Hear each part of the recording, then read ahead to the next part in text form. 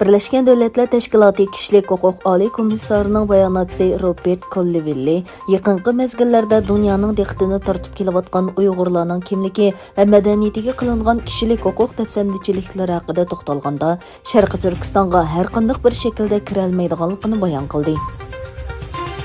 Tayvan taraf Xitoyning 25 harbiy aeroplanining havo mudofaa farqlantirish rayoniga kirganligini xabar qildi.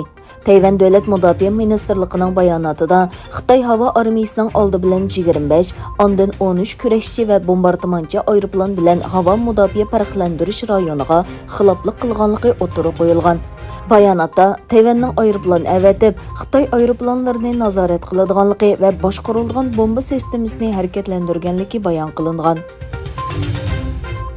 Türkiye'de yaşaydigan Uyg'urlar Xitoyning Sharqi Turkistonni ishg'ol qilganligining 72 yillik munosabati bilan Beyjingning Sharqi Turkiston siyosatiga norozilik bildirdi.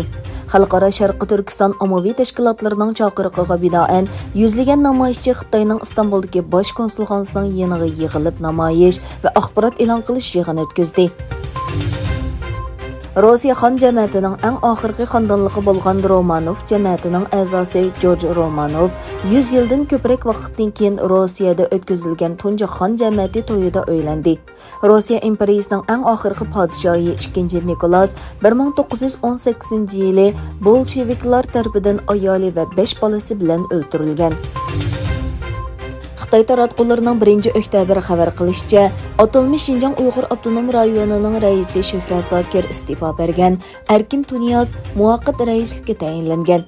Egallanishicha, Erkin Tunyaz yaqinqi yillardan buyon nurg'un xalqaro sahnalarda Xitoyning Sharqi Turkistondagi bostirishlari va yig'ilish lagerlarini oqlagan.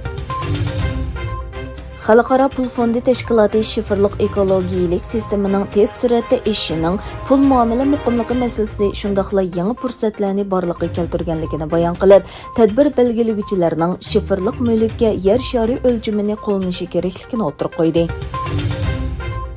Shimoliy Koreya yaqinda boshqarilgan bomba siniqiga yangi birini qo'shdi. Davlat taratqullaridagi xabarlarga qaraganda, aeroplanga qarshi yangi bir boshqarilgan bomba muvaffaqiyatli sinab qilingan.